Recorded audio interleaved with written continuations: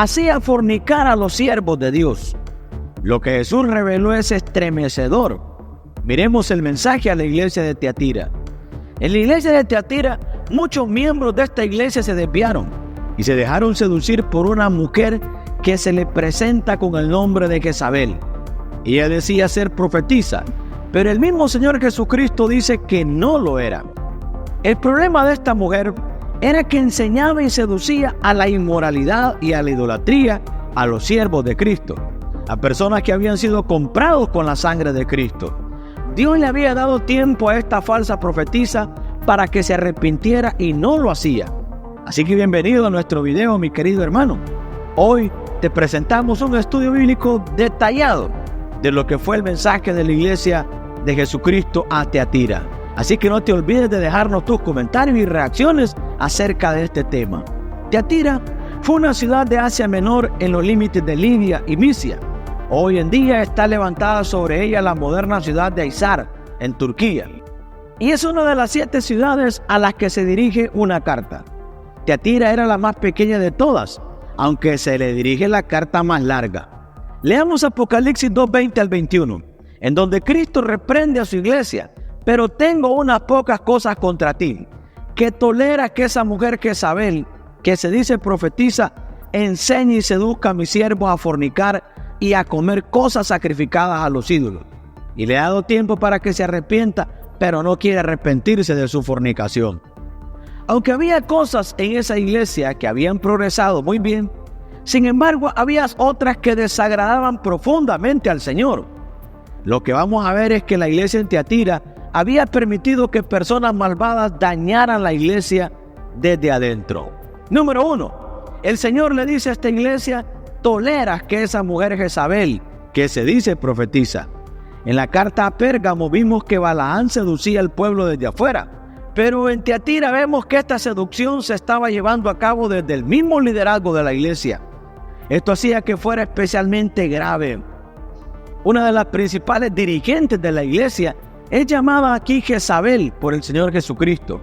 Notamos que ella misma era quien se decía profetiza, aunque el Señor dice claramente que no lo era de verdad.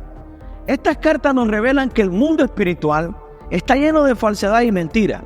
Ya hemos visto que en Éfeso algunos pretendían ser apóstoles y no lo eran, Apocalipsis 2:2. En Esmirna y Filadelfia, otros pretendían ser judíos sin serlo, Apocalipsis 2:9. Los cristianos en la Odisea pretendían ser ricos, pero eran pobres. Y ahora está Jezabel. Pretendía ser profetisa, pero era una mentirosa. Esta mujer, aunque es llamada Jezabel, lo más probable es que no fuera su nombre real, sino que nuevamente la intención del Señor es comparar a esta falsa profetisa con un conocido personaje del Antiguo Testamento. Aquella Jezabel de la antigüedad era hija de un rey pagano de Sidón que se casó con Acab, el rey de Israel. Así que ella llegó a ser la reina y por lo tanto tenía la oportunidad y el derecho para influir en el gobierno según sus antojos. Y la historia del Antiguo Testamento nos confirma que efectivamente ejerció una notable influencia sobre su marido. Por supuesto, el hecho de que Acab se casara con una mujer pagana era algo que Dios había prohibido. Y el mismo principio encontramos en el Nuevo Testamento, 2 Corintios capítulo 6, versículo 14. Y parece que este era el problema en la iglesia en Tiatira. Ellos también se habían unido en un yugo desigual con el mundo. Jezabel representa la unión de la iglesia y el Estado. Esto nos recuerda inevitablemente el momento cuando en el siglo IV la iglesia se unió al Imperio Romano. Aunque eso puede parecer que supuso un importante avance para el Evangelio, lo cierto es que a partir de ese momento la iglesia introdujo enseñanzas que provenían de los cultos paganos que finalmente destruyeron su identidad como iglesia de Cristo. No lo olvidemos.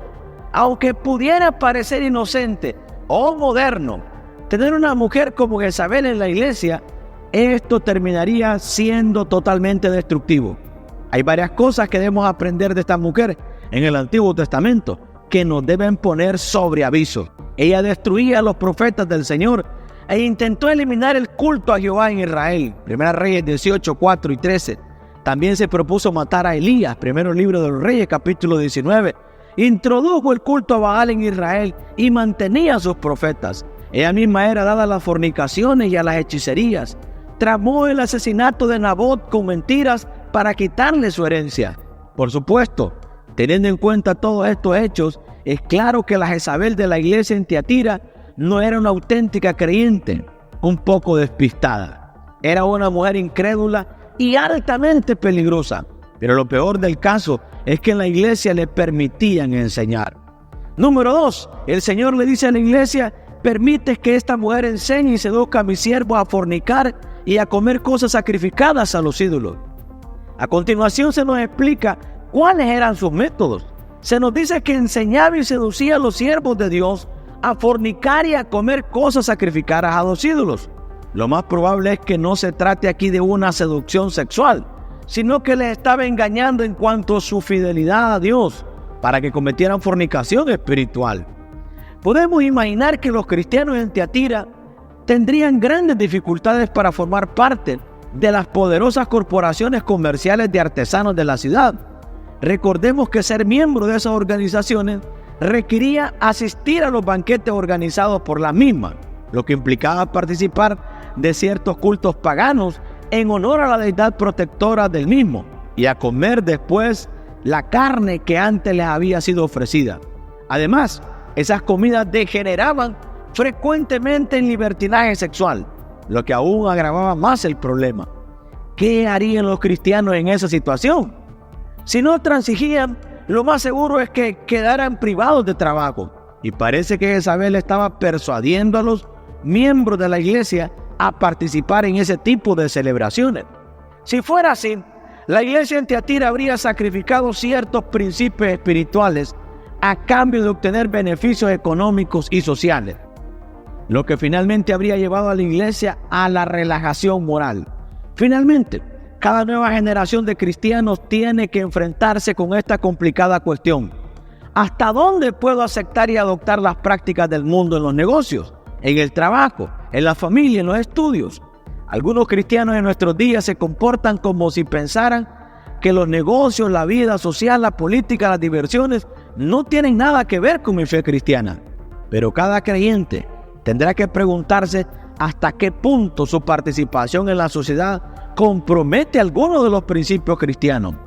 Ese debe ser el límite del que no debemos pasar. Y no olvidemos las advertencias de Dios en Santiago 4:4. Oh almas adúlteras, ¿no sabéis que la amistad del mundo es enemistad contra Dios?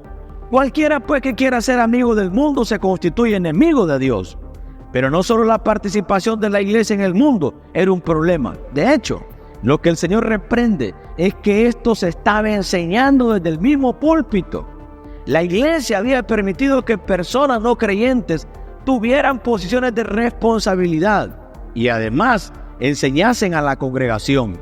La iglesia era responsable por este hecho. Número 3, el Señor le dice a la iglesia en Tiatira: y le he dado tiempo para que esta mujer se arrepienta, pero no quiere arrepentirse de su fornicación.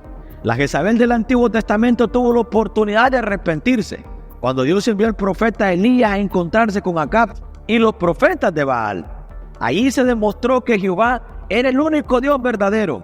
Después de esto, Elías hizo un llamamiento a todo el pueblo para que se arrepintiera, pero Jezabel no quiso hacerle caso. De hecho, en aquel momento mandó cortar la cabeza de Elías, y al parecer también la Jezabel de la iglesia en Tiatira había recibido las mismas advertencias para que se arrepintiera, pero no había querido hacerlo. Por lo tanto, el Señor se disponía a tratarla con severidad. El juicio contra Jezabel estaba ya determinado de parte del Señor, pero todavía había posibilidades de arrepentimiento para los creyentes. He aquí yo la arrojo en cama. Debemos interpretar la cama como el hecho de la enfermedad y el dolor. Por lo tanto, la cama que había sido el lugar de su pecado, ahora lo sería de su castigo. Y en gran tribulación a los que con ella adulteran, si no se arrepienten de las obras de ella. Los que con ella adulteran debe referirse al adulterio espiritual, con aquellos que aceptaron su enseñanza y permitían ese pecado dentro de la iglesia. Quizás se trate de los mismos líderes, pero todavía tenían la posibilidad de arrepentirse y de ese modo de tener el juicio sobre ellos. La falsa doctrina enseñada por Jezabel había producido una prole de individuos contaminados que se habían convertido en sus hijos espirituales. Ellos seguían los caminos de su madre y terminarían del mismo modo que ella, a no ser que se arrepintieran. Notemos las graves consecuencias que tiene una falsa enseñanza en la iglesia y también la responsabilidad que cada miembro tiene si la acepta. Hoy en día nos asombra este lenguaje de condenación y castigo tan severo de la iglesia. Desgraciadamente nos hemos vuelto demasiado tolerantes. Finalmente, una exhortación a retener lo que tenían. Como decimos, debían huir de aquella enseñanza y permanecer fieles a las prácticas cristianas que el Señor había alabado en un comienzo: el amor, el servicio y la paciencia. Veamos lo que les dice: yo os digo, no os impondré otra carga, pero lo que tenéis, retenedlo hasta que yo venga. Esto lo tenían que guardar en vista del glorioso día cuando el Señor regrese. Mientras que el mensaje a la iglesia en Éfeso nos advierte sobre los peligros de la ortodoxia carente de amor, la carta a Tiatira nos avisa de los riesgos de un amor blando que lo tolera todo y no juzga nada. ¿Qué opina acerca de este tema tan interesante? ¿Qué opina de lo que estamos viviendo en estos últimos tiempos? Espero que este mensaje de la palabra del Señor toque tu corazón y sacuda tu alma y tu espíritu. Déjanos tus comentarios y comparte este mensaje con tus hermanos y amigos en tu congregación y diles lo que Dios está hablando en este tiempo. Recuerda que Cristo te ama y que Cristo pronto viene. Bendiciones.